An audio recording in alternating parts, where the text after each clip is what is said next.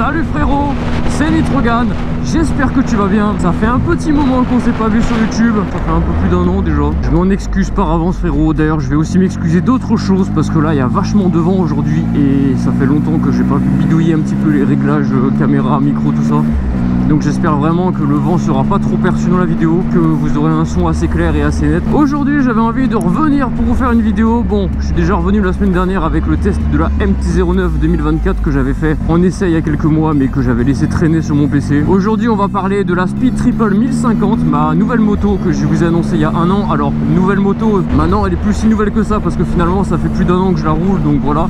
Mais j'ai envie de vous la présenter un petit peu, vous montrer les 2-3 petits trucs que j'ai mis dessus depuis que je l'ai, vous donner un avis général sur la moto, vous faire un petit descriptif technique de la moto, voilà, vous donner un avis tout simplement, voilà, un avis d'utilisateur, un avis ce que j'en pense par rapport à la concurrence, aux bécanes que j'ai essayé. Mais avant de commencer la vidéo, j'aimerais juste vous parler d'un petit truc, voilà, vous expliquer vaguement pourquoi pendant 1 an, il n'y a pas eu de vidéo sur la chaîne. Déjà, dans un premier temps, pour pas passer par quel chemin, il y avait quand même une baisse de motivation et surtout une flemme, de la flemme tout simplement, plus envie, j'avais envie de faire autre chose, j'avais envie de profiter un peu plus et passer moins de temps sur ça. Il y a eu une baisse de motivation, ouais, tout simplement. Mais voilà, la baisse de motivation, elle est pas arrivée comme ça, il y a une raison à cela. Je suis un petit peu écuré de ce que je fais sur YouTube. Alors, pas le contenu que je propose, mais la qualité que je propose.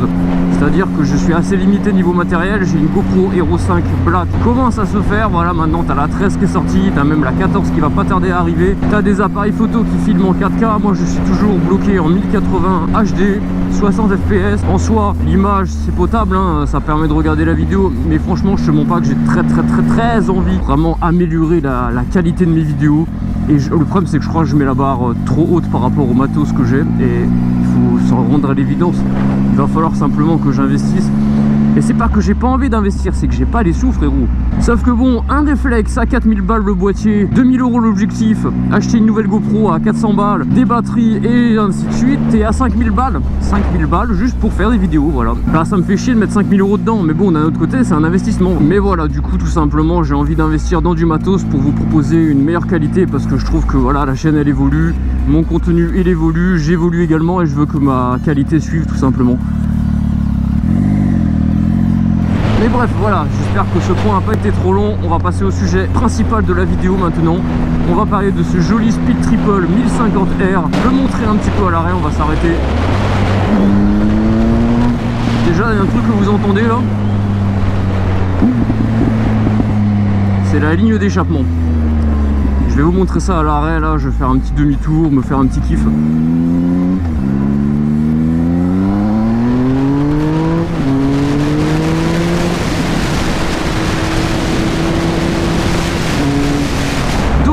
Je vais pas vous refaire l'histoire du Speed Triple 1050, sachant que c'est pas un nouveau modèle qui vient d'arriver au catalogue il y a 3-4 ans. C'est une moto qui existe déjà depuis un certain nombre d'années. En gros là, dis-toi que tu as une quinzaine ou vingtaine d'années d'évolution sur cette machine. Moi je possède pas le dernier millésime, je possède l'avant-dernier. Donc allez, on s'arrête et je te montre ça.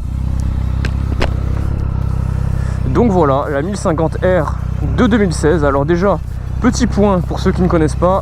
En gros, en 2016, il y a 2 modèles de Speed Triple 1050 qui sortent. Tu as la version S, c'est la version bas de gamme qui sort tout simplement, donc elle a moins équipée. Mais sinon, c'est la même moto, hein. Il n'y a pas grand chose qui va changer dessus, mais je vais t'expliquer du coup ce qui change.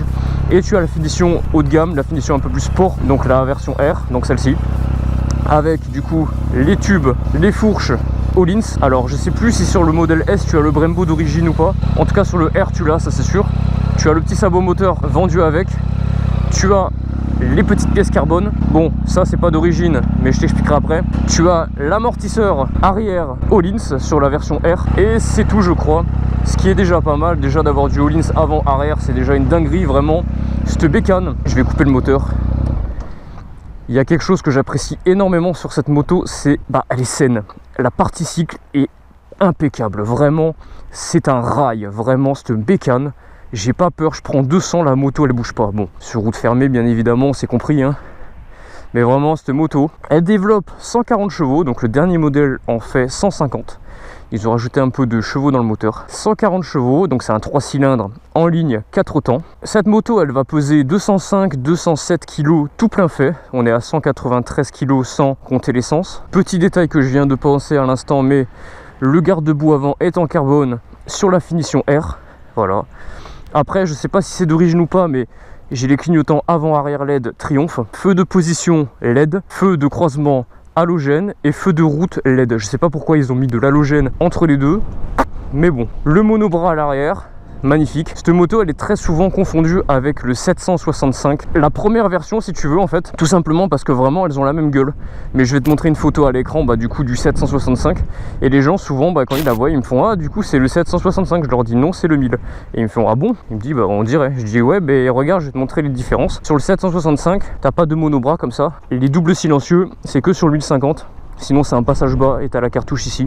Sur le 765. Pourquoi est-ce que j'ai choisi cette moto? Tout simplement parce que je voulais un 1000, je voulais quelque chose qui marche, je voulais quelque chose qui tienne la route surtout, c'est le plus important. Moi je voulais quelque chose qui vraiment soit sain, donc un bon freinage, un avant un petit peu lourd mais ça va. Et surtout, vu que j'avais adoré le MT-09, bah, je voulais vraiment repartir sur quelque chose similaire un peu en termes de sensation. Et c'est là qu'il y a un hic, mais un hic avec des pincettes, je vais te dire ça. En fait, si tu veux, je sors d'un MT-09 pour ceux qui ne me connaissent pas, phase 2. Quand j'ai acheté ça, je me suis dit un 3 cylindres avec 20 chevaux, 25 chevaux de plus, mais c'est incroyable. C'est incroyable. Sauf que la puissance et le couple, c'est deux choses différentes. La MT-09, elle a énormément de couple pour son 3 cylindres. Ça démarre bas dans les tours, ça tire long et c'est vraiment un excellent moteur, j'ai kiffé. Malgré la partie cycle vraiment catastrophique sur cette moto, le moteur, il est incroyable. Et franchement, c'est l'un des meilleurs 3 cylindres que j'ai pu essayer. Après, j'ai pas tout essayé, mais en tout cas, c'est l'un des meilleurs. Quand je suis passé sur ça, on est sur quelque chose de plus puissant, mais moins coupleux. Sur la fiche technique, c'est censé être coupleux comme un MT-10, sauf que cette moto, à part en première, tu lèves pas la roue avant, en deuxième, accélérer à fond en sortie de rond-point, ça déleste légèrement, mais tu ne peux pas lever cette moto à l'accel, tu es obligé d'envoyer à l'embrayage. Je sais pas faire, mais voilà. En fait, c'est une moto qui est vraiment assez linéaire. Ça va prendre 0 à 100 facile, 100 à 200 sans problème aussi, et ça va même tirer encore plus haut. Là où la MT-09 à 200, elle commence vraiment à se fatiguer, bah le speed il y va encore quoi. À 200, je suis monté à 220, 230, route fermée, on s'est compris. Et franchement, c'est une flèche. Non, c'est vraiment une moto qui va chercher dans la longe. Mais par contre, elle a des rapports assez courts comparé à la MT-09. Le rupteur de la 2, ici, on est sur du 145 km/h, alors que sur le MT-09, on est sur du 160. J'avoue que ça, c'est un petit truc qui m'avait un petit peu déçu sur cette bécane. Quand je l'avais eu, voilà, je m'attendais à avoir un 1050 qui a du coup des rapports longs, voire même plus longs que le 900 que j'avais avant. Et au final, bah non. Mais bon, en soi, c'est pas grave. Hein. Après, le moteur est un peu linéaire, mais ça reste un 1050. Tu vois, moi, je vais te donner un avis purement personnel. Mais franchement, entre ça et un MT-10, le MT-10, le moteur, il est beaucoup mieux. Mais par contre, le châssis, je préfère 1000 fois mieux ma Speed. Elle est vraiment incisive, c'est un scalpel cette bécane. Dans les courbes, c'est une vraie sportive avec un guidon de roadster. Donc moi, j'ai viré les pots d'origine, j'ai mis les silencieux. Alors c'est seulement une demi-ligne, donc c'est vraiment les deux échappements. Ces pots là, ils sont disponibles que sur le modèle 2018. Sur le modèle 2016, ce n'est pas compatible. En fait, si tu veux, c'est au niveau du tube de raccordement. Ils ont allongé un petit peu le tube de raccordement sur les nouvelles versions, ce qui fait que du coup, tu es obligé de garder le tube d'origine de raccordement. Et en fait, moi, j'ai juste mis les silencieux à la place des anciens, c'est tout, mais j'ai gardé le tube. Ces chicanes, elles sont soudées normalement sur ces deux pots. Sauf que moi, avec un copain qui travaille dans le milieu, je lui ai demandé de me sauter les chicanes. Et du coup, maintenant, j'ai les deux silencieux Arrow de la phase 2020, mais déchicanés, donc nickel. Vraiment, c'est assez rare de voir déjà ces pots sur cette bécane, et en plus déchicanés. Non, vraiment, j'en suis très content de cette bécane. Surtout que le bruit, le 3 cylindres, c'est magnifique. Un truc où je suis un peu déçu, c'est que d'origine, sur ce modèle-là, donc le 2016, il n'y a pas de shifter d'origine. Tu peux le mettre en option, mais c'est minimum 500 balles, parce que tu as deux types de shifter, tu as le entrée de gamme et tu as le haut de gamme. Le haut de gamme, tu es à 900 balles avec la main d'œuvre. Démarrage, tu débrayes, voilà. Le 3 cylindres, tu as ce léger sifflement que tu as chez Triumph.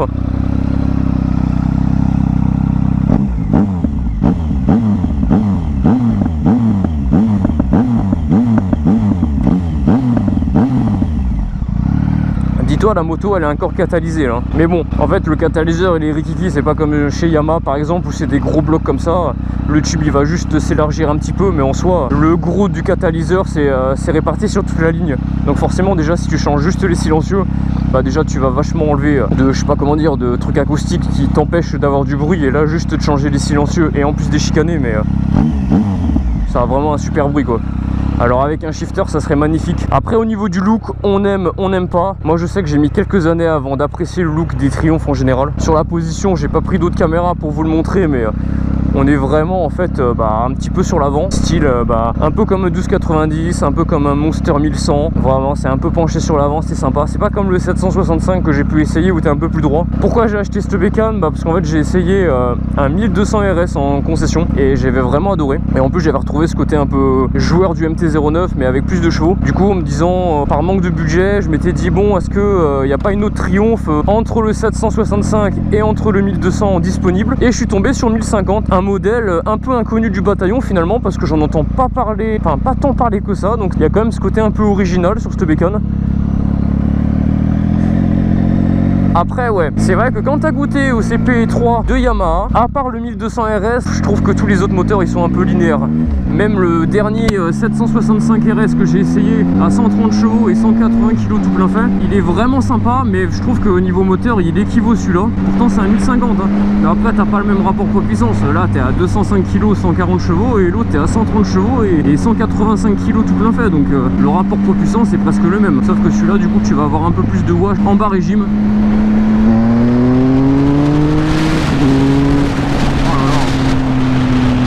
Parce que là, le fait d'avoir les deux silencieux, en bas régime, ça fait pas beaucoup de bruit, vraiment, c'est nickel. Quand je passe dans la ville et tout, jamais de la vie on me fait chier.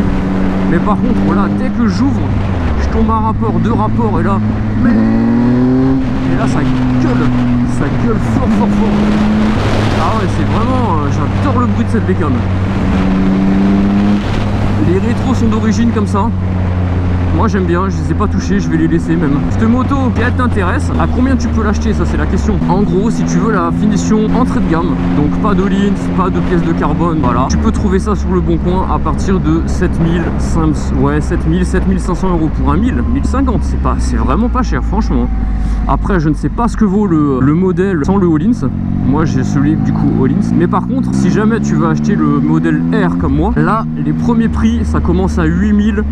Mais t'as un peu de borne, t'as 35-40K sur le compteur. Sinon, ouais, tu vas t'approcher des 9000 euros à peu près. Et ça monte jusqu'à 10 000. Finalement, moi je trouve c'est raisonnable. La moto maintenant, celle-là, elle a 8 ans. Et elle est en dessous des 10 000, sachant que neuve, elle était vendue 13 800 euros. Donc franchement, moi je trouve que le prix est quand même assez cohérent. C'est une moto qui a un petit peu perdu au fil des années, ce qui est normal. Mais je trouve elle s'est pas trop cassé la gueule en tarif. Et même avec des bornes, elle va pas se casser la gueule des masses. Parce que c'est une moto qui reste quand même bien équipée malgré tout. Après, niveau électronique, on est sur du basique. On est sur l'ABS. On a le traction control qui fait aussi office d'anti-wheeling et après on a 5 modes de conduite dont un qui est assez personnalisable, donc c'est plutôt pas mal.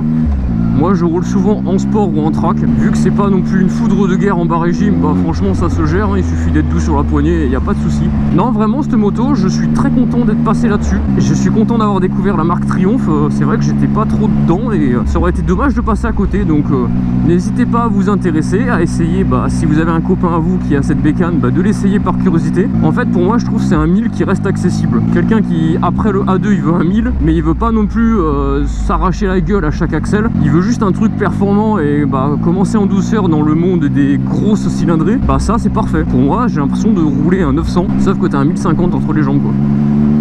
Enfin voilà frérot, je pense avoir à peu près tout dit sur cette moto. Je suis vraiment content de faire une vidéo avec vous là. Ça faisait un petit moment quand même là de reparler derrière la caméra. Je te jure ça fait vraiment un an que je l'ai pas fait quoi. Un peu moins d'un an parce que j'ai fait le test de la MT-09 là il y a quelques mois. Mais je sais pas, de parler un peu de cette bécane et tout. C'est vrai qu'à part la présentation officielle là, de la nouvelle moto, vous avez vraiment pas revu cette bécane sur ma chaîne YouTube. Sur Insta vous l'avez vu en photo forcément. Après niveau assurance, ça vaut moins cher qu'un MT-09, ça a assuré. Un MT-09 c'est une moto qui est quand même pas mal accidentée, donc forcément c'est souvent les mecs en A2, ils sortent, ils prennent le A, ils achètent ça, PML, les roues arrière dans tous les sens, ils font les cons.